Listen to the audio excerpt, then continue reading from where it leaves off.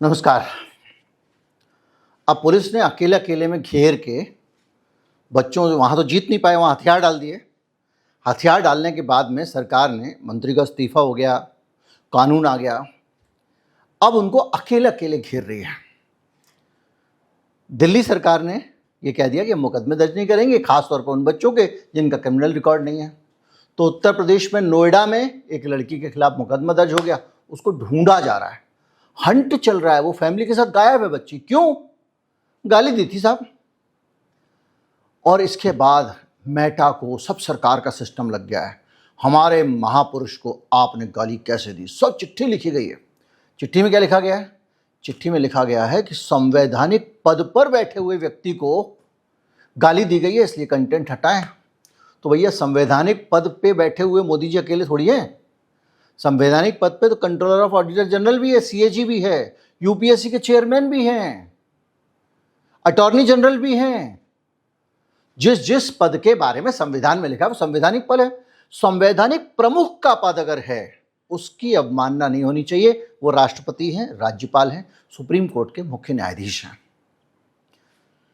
तो अब आप कल्पना कीजिए कि ये जो क्रैकडाउन हो रहा है, लेकिन हमारा वीडियो इसके ऊपर नहीं है।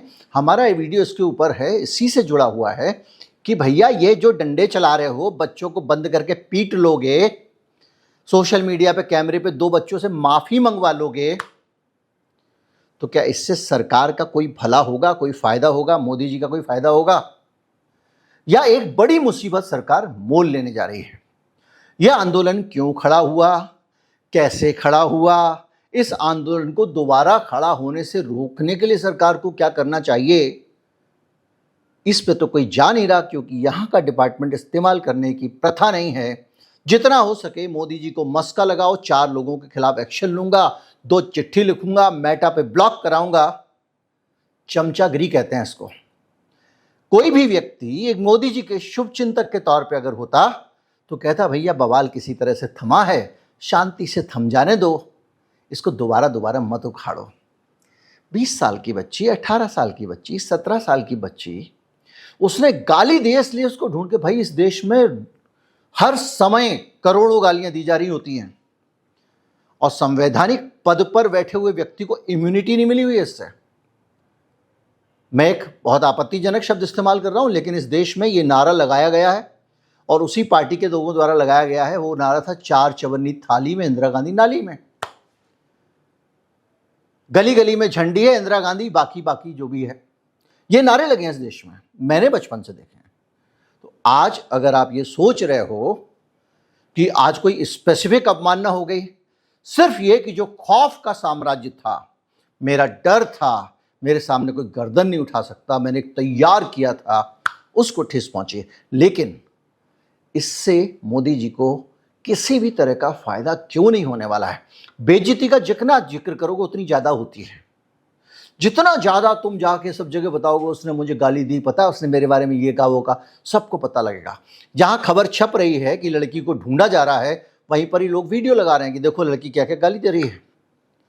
अब उन लोगों को ये गालियां निश्चित तौर पे बुरी लग रही हैं जो परंपरागत रूप से व्हाट्सएप यूनिवर्सिटी वाले हैं, मोदी जी के समर्थक हैं, और उनको कोई भी बात जो मोदी जी के खिलाफ जाएगी वो उतनी ही बुरी लगेगी।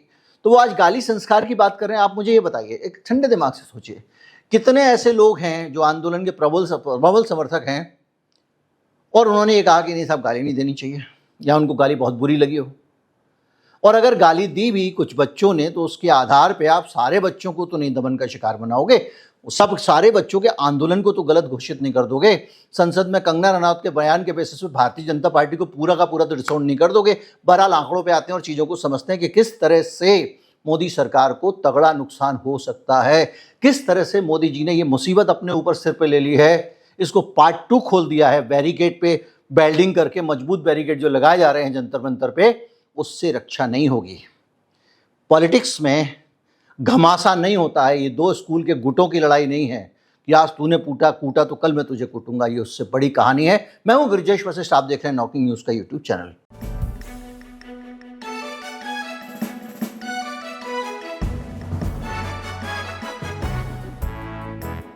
नमस्कार। मोदी सरकार की टांगें कांपने लगी हैं और ये सरकार सबसे ज़्यादा कमज़ोर दौर में चल रही है।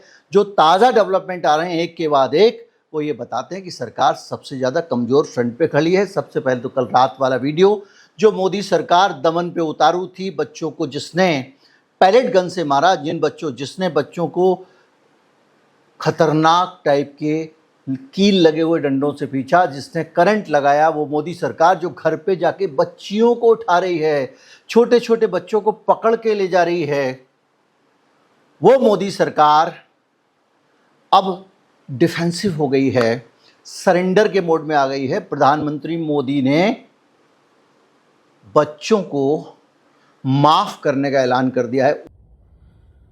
हाय फ्रेंड्स, आज तो मन करता है बस आपसे ही बातें करूं। जंतर मंतर पर जो कुछ भी हुआ, देश और दुनिया ने देखा है। कुछ शरारती बच्चों ने भद्दी भद्दी गालियां बोली।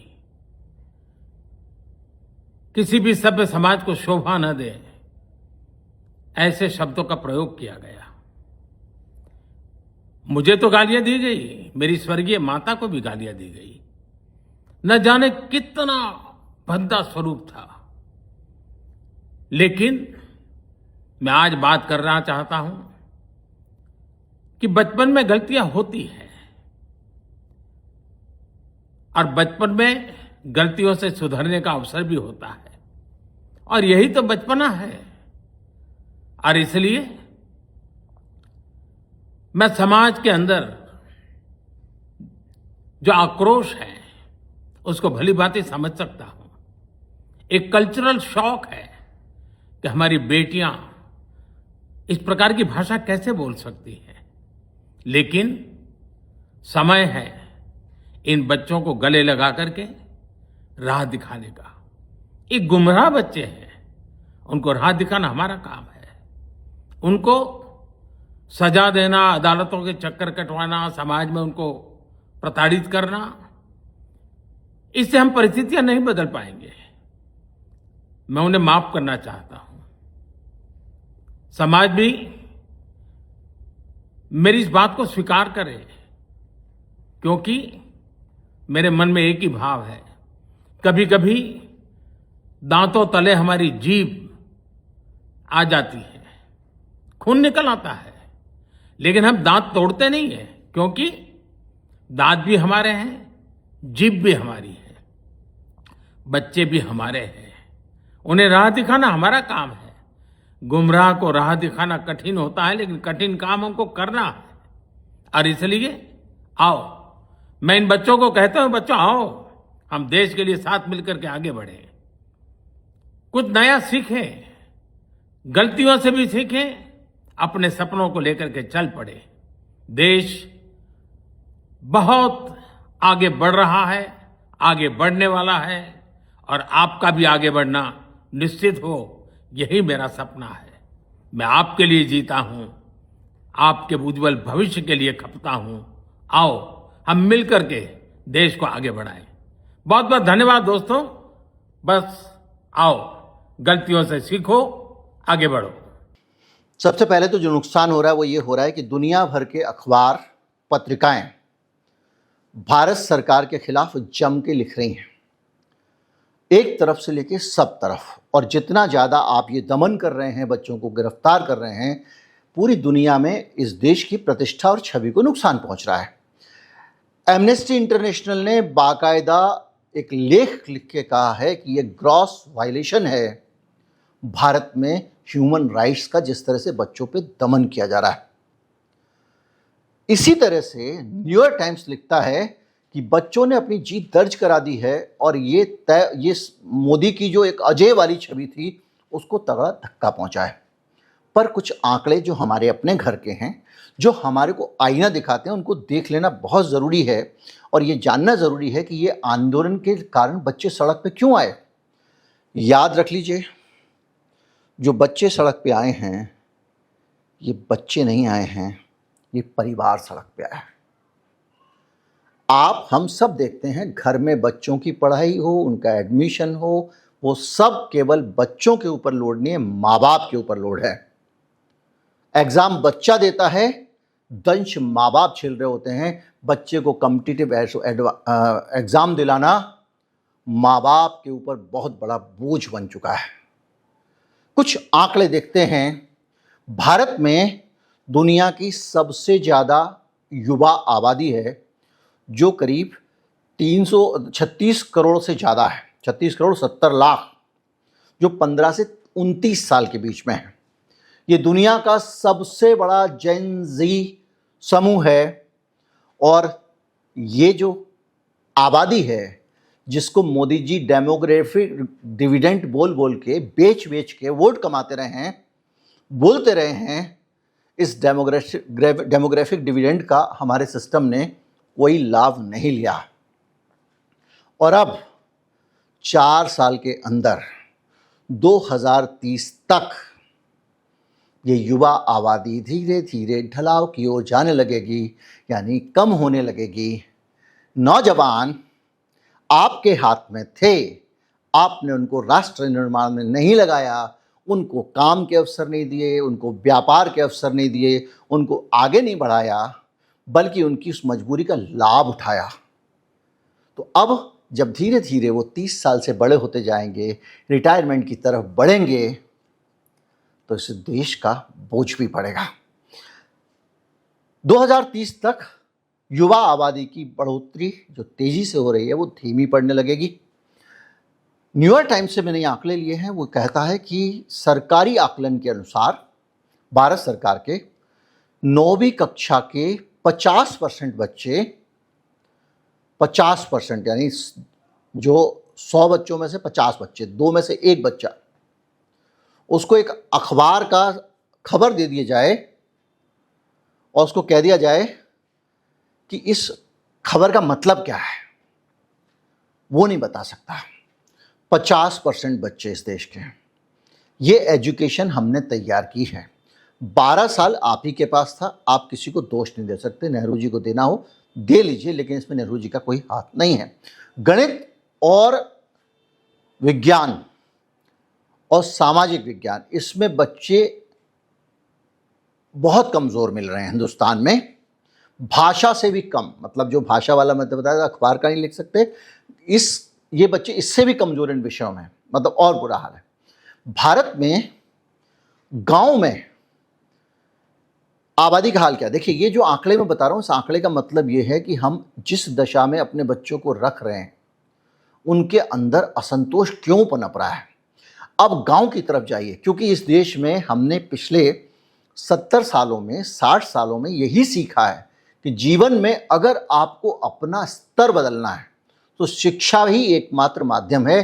भैया पढ़ लिख लेगा बच्चा तो कुछ बन जाएगा, वरना माँ की तरह बर्तन मांजेगा, झाड़ू लगाएगा, यही कंसेप्ट है।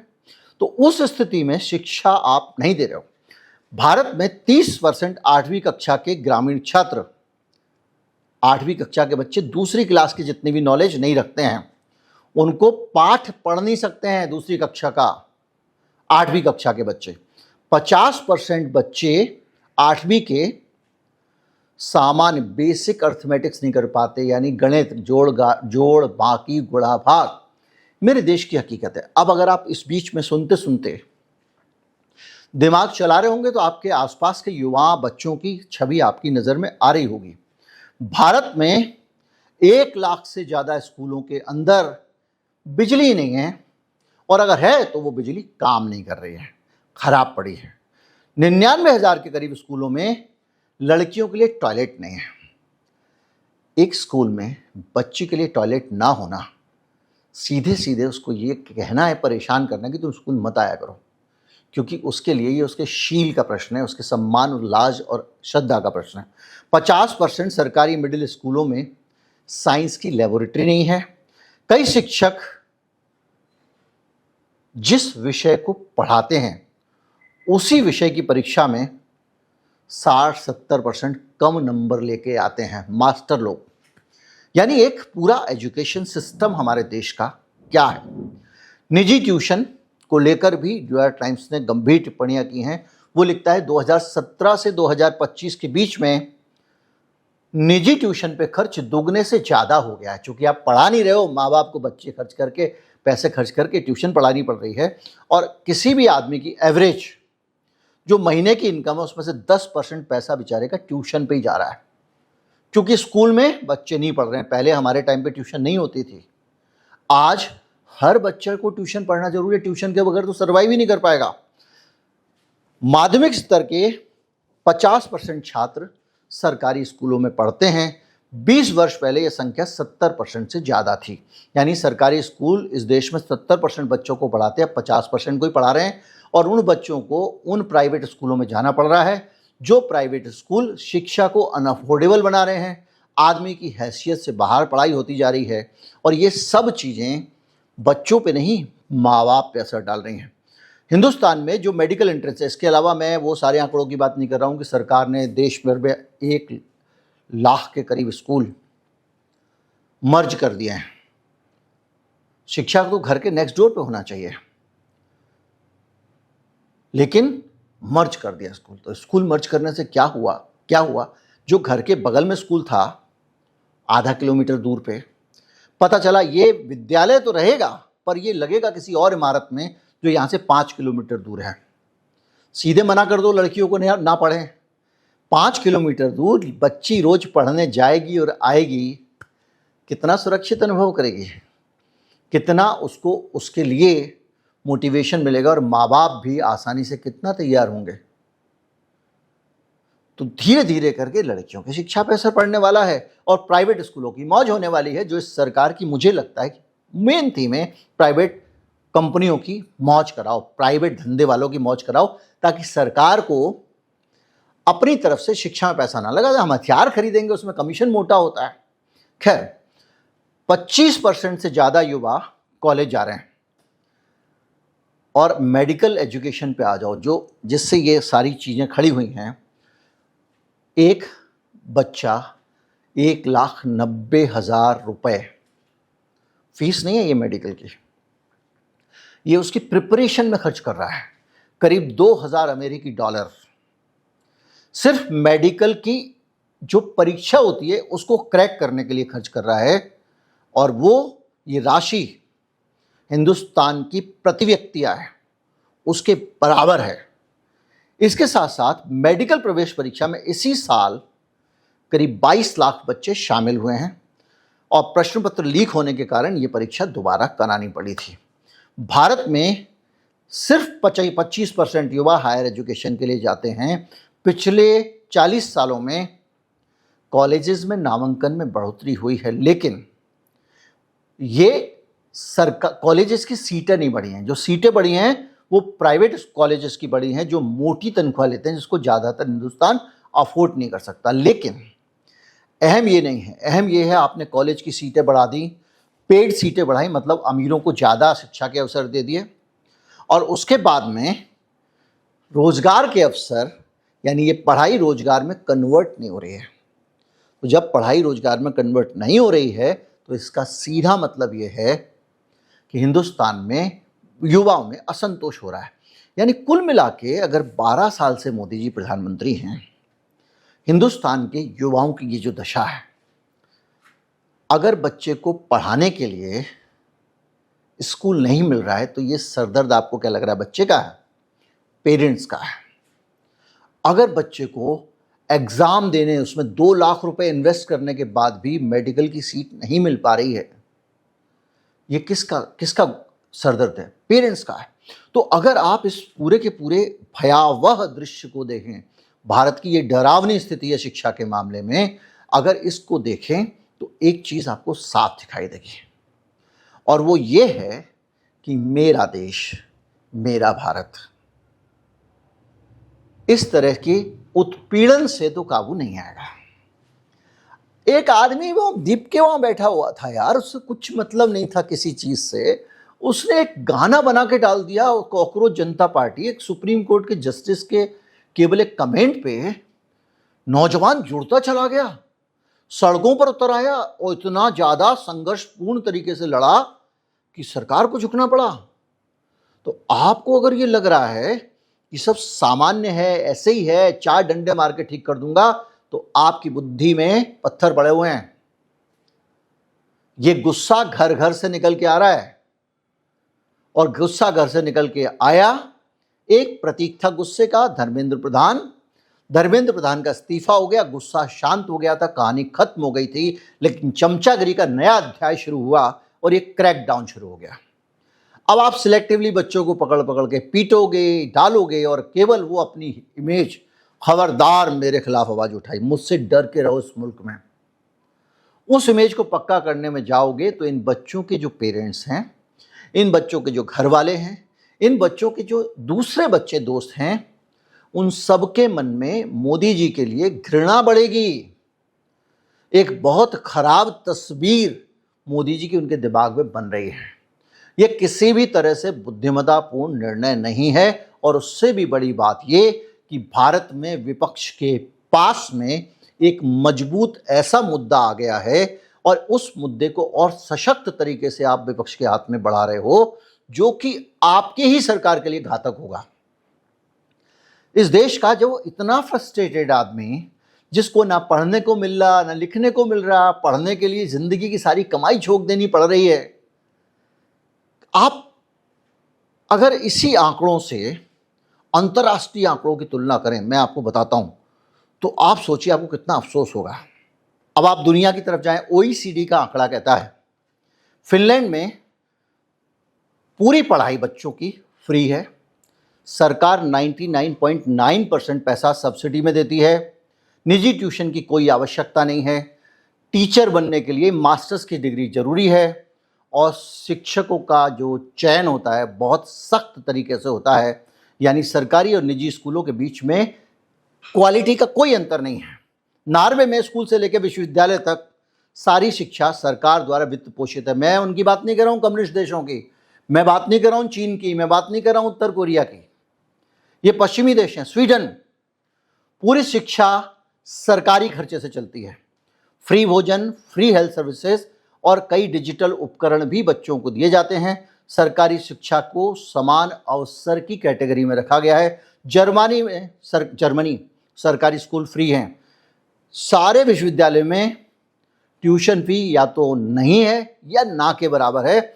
सामाजिक शिक्षा, वोकेशनल ट्रेनिंग, मतलब आमतौर पे ये जो ITI में हमारे यहाँ सिखाते हैं, कारपेंटरी का काम, टेलर का काम, ये सब काम ये उद्योगों के साथ एक प्रॉपर अप्रेंटिसशिप होती है। मतलब आपको कारपेंटरी का काम वहाँ सिखवाया जाएगा भेज के। आपको अगर मान लीजिए मैकेनिक बनना है या आपको इलेक्ट्रॉनिक का काम वहाँ भेजा जाता है, जिससे पढ़ाई के बाद में बच्चों को रोजगार भी मिल जाए। फ्रांस पूरी तरह सरकारी व्यवस्था है। फ्रांस में विश्वविद्यालयों की फीस भारत की तुलना में ना के बराबर है। हालांकि बजट से जुड़ी कुछ चुनौतियां हैं उनके पास में अभी इस युद्ध के बाद में, यूक्रेन वाले, उसके बावजूद वो निभा रहे हैं। यानी कुल मिला के OECD देशों में सरकारें शिक्षा पर औसतन GDP का 4.9% खर्च करती हैं।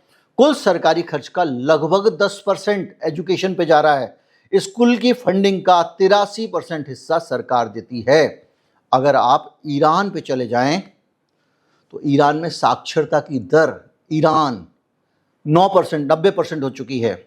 अगर आप इसी से अंदाजा लगाएं कि किस तरह से पूरी दुनिया एजुकेशन पे इन्वेस्ट कर रही है, अपने बच्चों को ताकतवर बना रही है ताकि वो दुनिया का मुकाबला कर सकें। हमारे यहाँ पे ये बच्चे दुकान पे नौकरी करने लायक हैं। ये बच्चे जो तैयार हो रहे हैं आपके, इनको आप जो है वो डिलीवरी बॉय बनाओ, ज़्यादा से ज़्यादा ड्राइवरी कर रहे हैं। अब कारें भी ऑटोमेटिक आने लगी हैं। तो जो 30 साल की उम्र होने के बाद, जो 2030 के बाद में जिस तरह से युवा आबादी कम होने वाली है, इस देश की भयावह तस्वीर होगी। तो ये जो तस्वीर है, इस तस्वीर को सुधारने के लिए सरकार को कुछ करना चाहिए, वो तो कर नहीं रही है। अगर बच्चे दबाव बना रहे हैं तो ये तो अच्छी बात है कि बच्चे आंदोलन कर रहे हैं और आपको दबाव बना रहे हैं, आपको मजबूर कर रहे हैं कि आप इस देश के हालात को बेहतर करो। और अगर बच्चे दबाव बना रहे हैं सरकार के ऊपर, तो सरकार को कम से कम बुद्धि शुद्ध रखनी चाहिए। यहां बदला लेने का क्या मतलब है? आप बच्चों को उठा के जेल में भी डाल दोगे।